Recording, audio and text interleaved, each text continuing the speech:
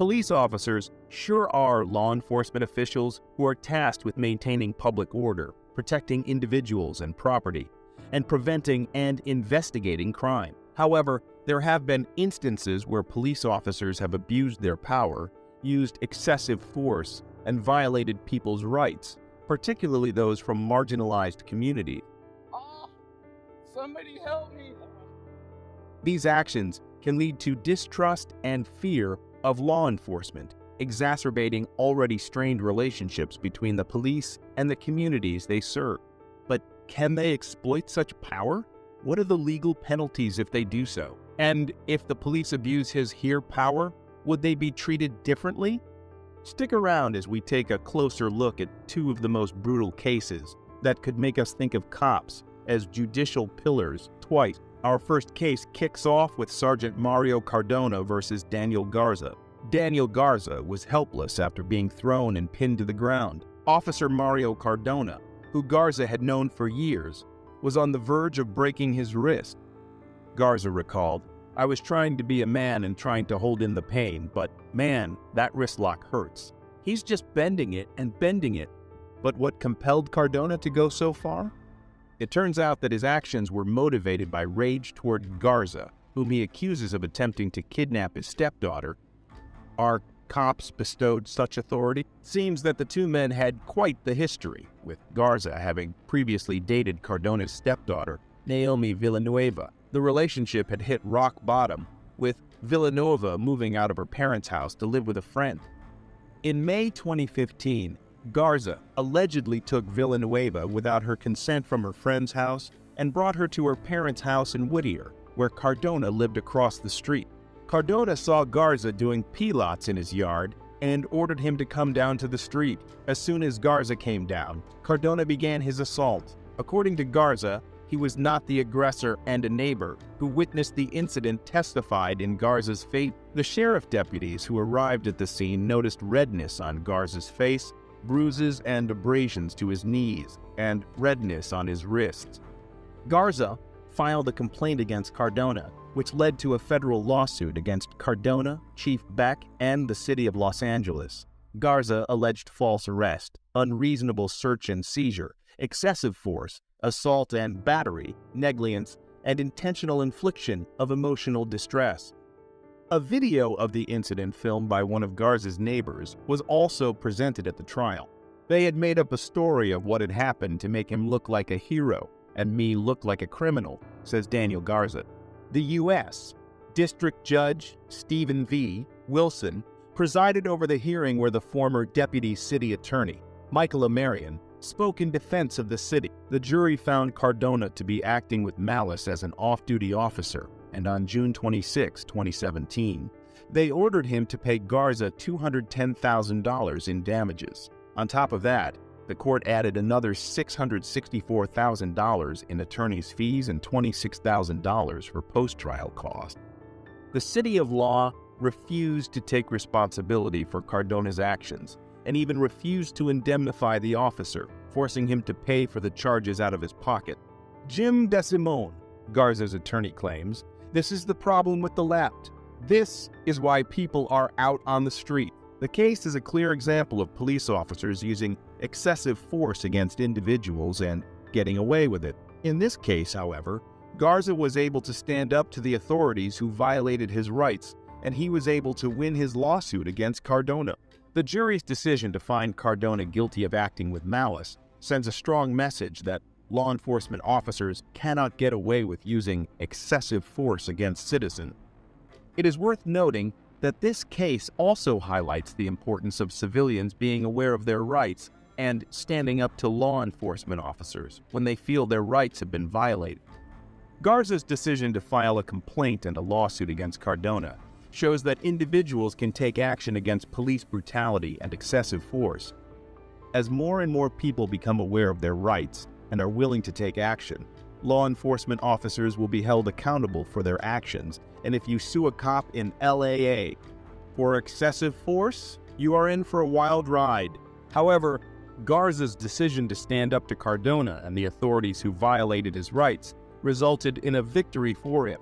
sending a strong message that law enforcement officers cannot get away with using excessive force against citizens. The case of Harold Hill is just a perfect example of how our justice system can go wrong.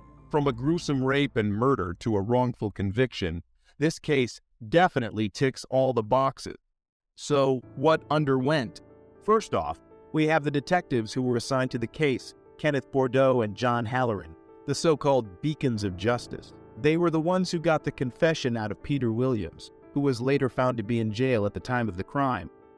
So, how did they churn out a false confession of someone who wasn't even there? Hill's confession is also questionable, as he claims that he was physically and mentally abused until he confessed to crimes he didn't commit. Is this the kind of behavior we expect from our law enforcement officers? Moving on to the trial itself. Hill was only 16 years old when the crime was committed, but was tried as an adult at the age of 31. This is an interesting move from the prosecution, considering that neither of the defendants had a criminal record prior to the incident. The jury found Hill and Young guilty of murder, and they were sentenced to life without parole. But 13 long years later, DNA tests revealed that the hair found at the crime scene and the cellular materials under Kathy Morgan's fingernails didn't match either of the defendants. Think of the agony Hill went through for something he didn't do. What made Hill hold on to his life is still astonishing. Despite this evidence, the prosecutors disputed the findings, suggesting that the hairs were unrelated to the crime and that the cellular material could have come from sweat or drool left over by the recovery team. It's shocking that the prosecutors were so stubborn, even in the face of such clear evidence. Harold and Young were eventually released from prison, but tragedy struck when Young was killed in a hit-and-run incident. Hill, however, filed a complaint against the city of Chicago, the police, and the two detectives involved in the case, accusing them of forcing a confession and violating his civil rights. The case was settled for $1.25 million, with Hill receiving $500,000 and the rest going to attorney's fees. It's surprising that the detectives were only asked to pay a measly $7,500 each for their part in this whole debacle. Do you think that is bad? Wait till you hear this. It's also worth noting that Hill was later convicted again for an unrelated armed robbery charge and is currently serving 27 years in prison. But despite this, it's clear that the justice system failed Harold Hill in the past. This case highlights the importance of reforming our justice system to ensure that wrongful convictions don't occur, and that those who abuse their power are held accountable. The case of Harold Hill is a tragedy of errors, starting from the investigation to the trial and subsequent conviction. Being wrongfully imprisoned for 13 years, Hill was not awarded a chance to conform to life outside because he was turned into a criminal by the system. The system absolutely messed the hell out of him, and the cops only paid $7,500 each. When cops do what they did, they need to be locked away for at least as long as the victims they put in jail. What do you think of these cases? Which do you think is most unfair? Sound off in the comments below and make sure to let us know if we missed out on anything. While you are at it, make sure to hit that subscribe and leave a like to never miss an update from us. On September 29, 2019, Deputy James and Deputy Zhang from the Shelby County Sheriff's Office in Tennessee, a potentially dangerous engagement unfolded due to their reckless actions. The incident began when the officers responded to a call regarding a package theft based on doorbell camera footage. The complainant, Mr. Aaron Branch's girlfriend's mother, alleged that a neighbor had taken a package from her porch. Upon arriving at the scene, Deputy James and Deputy Zhang engaged with the witnesses, specifically Ms. Vernita Eccles, who identified the neighbor across the street as a suspect. She further mentioned that the neighbor might have a bench warrant for her arrest. Within minutes, the officers made their way across the street to confront the neighbor, seemingly without validating the claims made by the callers. Surprisingly, Deputy James immediately announced his intention to arrest the neighbor without properly investigating the situation. It was during this engagement that Mr. Branch, the original recorder of the incident, arrived on the scene while openly carrying a firearm on his hip. He questioned the officers about the package's ownership, leading to Deputy James ordering him to disarm for officer safety. However, Tennessee law permits citizens to bear arms for self-defense, and there's no requirement to disarm themselves around officers unless there's a legitimate safety concern. Yeah. Okay, now that box that came off the front porch, did y'all see a name on that box by any chance? We didn't get a chance to look at it because it was stolen before we got a chance to. Now, if we show you guys what the box looked like, how you doing, sir? Are you officer, sir? Put your hands up, man. I don't need to put my hands up. This is for officer safety. I don't need to put my hands up. Hold on, wait. Put your hands up, dude. The situation escalated as Deputy James unholstered his firearm, which Mr. Branch rightly challenged. This action was unnecessary and potentially dangerous escalation, as Mr. Branch was not displaying any behavior that indicated he posed a threat to the officers. Deputy James cited a state statute to justify his actions, but his interpretation was flawed considering the circumstances. Furthermore, the officers threatened to arrest Mr. Branch and his girlfriend for disorderly conduct, despite being on private property.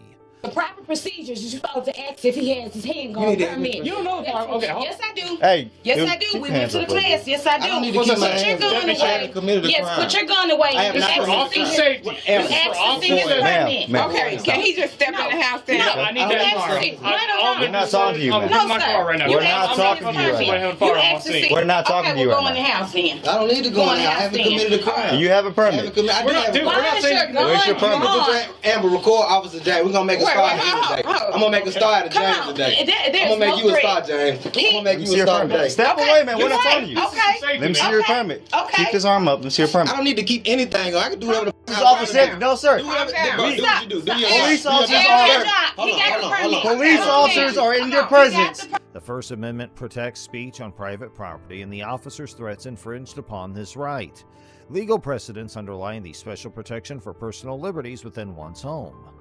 The officer's subsequent behavior with an unidentified woman, initially detained due to the reported theft, raises Fourth Amendment concerns.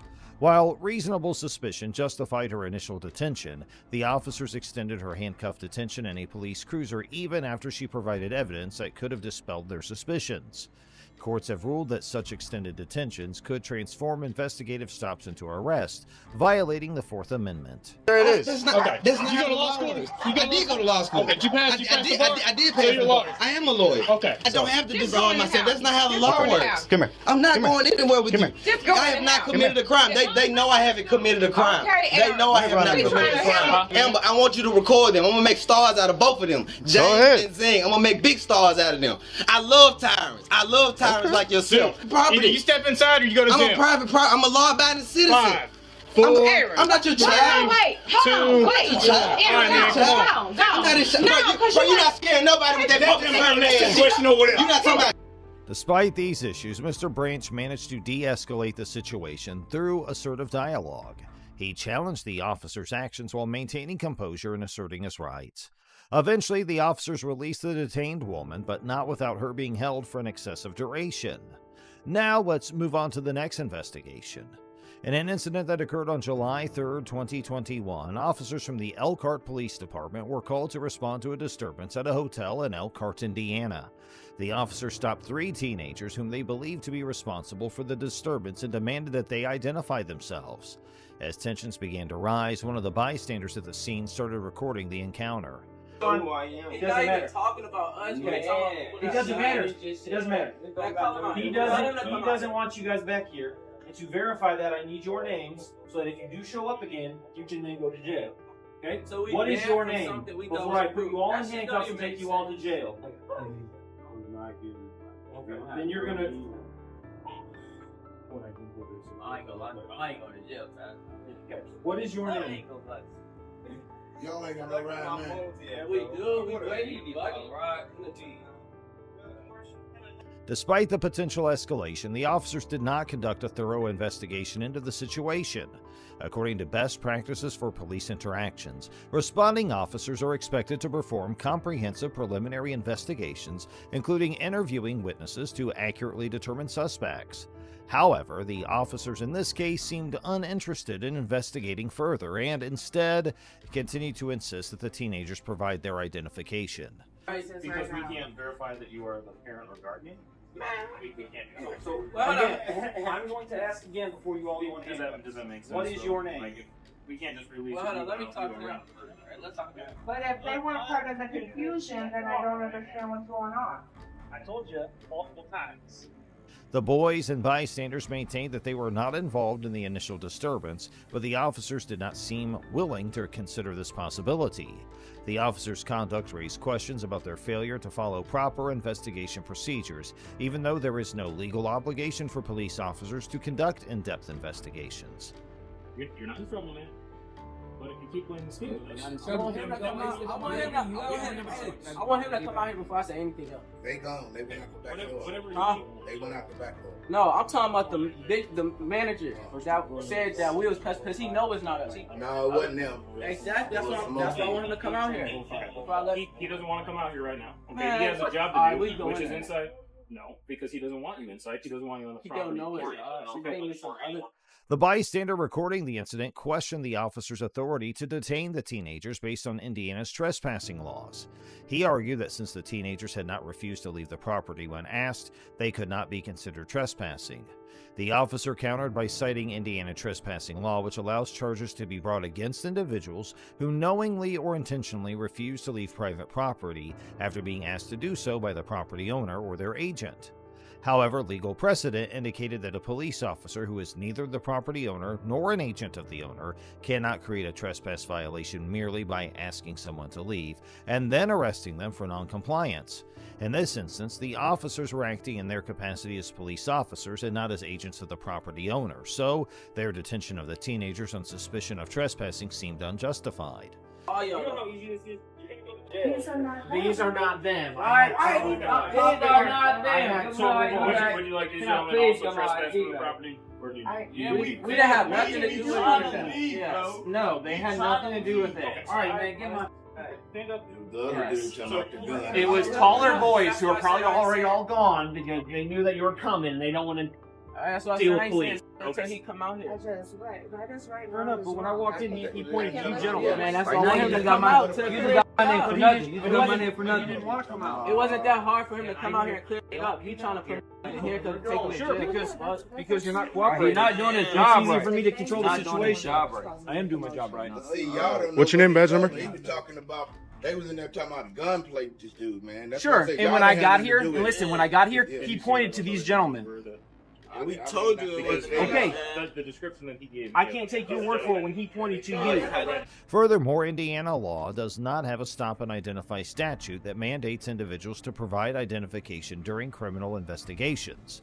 The statute requires individuals to provide identification to law enforcement officers, and that only applies when someone is stopped for an infraction or ordinance violation. This means that the officer's demand for identification lacked a legal basis. He did. He pointed to you. already in there, He bro. pointed to I you. don't want to hear Okay. your conversation. That's You why already Name and badge number, please. You trying to dig yourself out of the hole. Is an LCAR policy for you to identify yourself to the My public? guess is they probably already left Okay. because they all probably have their licenses That's fine. and they drove off because they didn't want to deal with you guys. The situation escalated further when one officer claimed that the hotel manager had misidentified the teenagers as the perpetrators of the disturbance. Despite the assertion from the bystanders that the detained teenagers were not involved, the officers seemed unwilling to reconsider their actions. The bystanders and teens remained composed, and with the intervention of the bystanders, the officers were eventually compelled to release the teenagers. Now let's take a look at another investigation. In a notable incident on June 12, 2020, a confrontation between an Amazon delivery driver named Deja Murphy and property owner Keith Miller in Lowell, Indiana, has brought to light the complexities of enforcing laws on private property. The incident, originally reported by the Times of Northwest Indiana and discussed on Lackluster's channel, involves issues related to traffic laws, private property rights, criminal confinement, and police authority. The situation unfolded when Miller, convinced that Murphy was speeding on his property, employed his truck to block her exit. Good luck, buddy. No. Bottom line is, I need your ID. Sure. You're going to pull your truck in your driveway. Yep. I'm going to get her information. I'm going to do a report, and we're going to go about our day. I'm going to get my wallet from my office. Huh? I'm gonna No, you're not. You're going to just give me your name and information. Oh, sure. I'm gonna, You want me to write it down for you? Yeah. I'm not spending all day with this. This is I ridiculous. asked, and we have since put cameras up. I just said, What's your "Please last slow name?" down." Miller, Miller. He proceeded to demand her identification, thereby initiating a tense standoff. Responding to Murphy's call, Officer John from the Lake County Sheriff's Department arrived at the scene. He clarified that he lacked jurisdiction to enforce speeding laws on private property, igniting a discourse on the distinction between public roads and private driveways. Indiana's legal framework underscores the limited jurisdiction of traffic laws on private property. State law specifies that highway regulations pertain to publicly maintained roads accessible for vehicular travel. In contrast, a private driveway, such as Miller's property, doesn't fall within this category. Therefore, Murphy's alleged speeding on the driveway couldn't be penalized as a traffic violation under Indiana law. However, exceptions do exist. In certain cases, police can enforce traffic rules on private property where the public's invited. This enforcement relies on local ordinances and agreements between property owners and law enforcement authorities.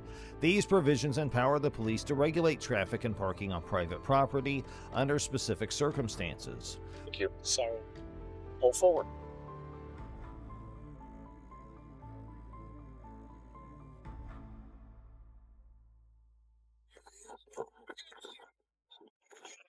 Okay, ma'am. Okay. I need your license.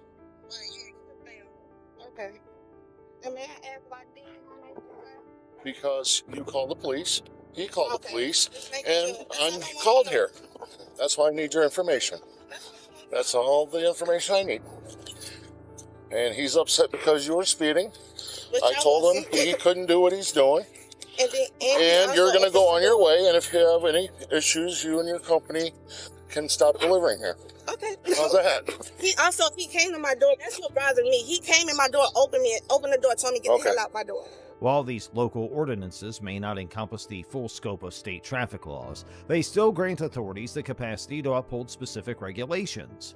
Miller's actions also raise questions about potential criminal charges. Officer Marshall suggested that his conduct might align with the crime of criminal confinement, defined as knowingly or intentionally restricting another person's liberty without consent. That's harassment. You know what? Let's stop. Okay. We're going to do a report. We're going to go about our day. It's harassment, though. Everything's everything. You know what? That's harassment. There'll be a report on file. While Murphy's situation didn't precisely match this definition, it highlighted the broader issue of maintaining public safety and individual rights on private property. To the prosecutor's office? This is Lake County? Yeah. Yes. We'll give you a case number. Yeah, I want the case number too. It'll be on the report, sir. What's your name? It'll be on the report. It's Marshall. Marshall? Okay. And tell your friend on the phone, I'm not upset with you. That's my brother. You know what? You know, where everything's going on, that's the only reason why Everyone's fine. We're here. I don't need your brother telling me my job and what we need to do. I think you need to get a hold of your supervisor and tell him Oh, what... no, we already talked. Okay. She was on the phone when all of this Get a hold of your happened. supervisor. What's the phone number you can reach that? 219-779. The incident also touched on the concept of harassment. However, Indiana law defines harassment as involving communication with an intent to harass, annoy, or alarm another person without legitimate communication. Because this definition doesn't cover in-person interactions, Miller's actions toward Murphy, while unsettling, might not fall within the legal definition of harassment. Fundamentally, the incident underscores the scope of police authority concerning private property and the need to strike a balance between individual rights and public welfare. Indiana's police power enables the state to enact reasonable restrictions on private property to ensure community safety, health, and morality. While the jurisdiction of traffic laws on private driveways remains limited, criminal violations, regardless of the location, can still lead to police intervention.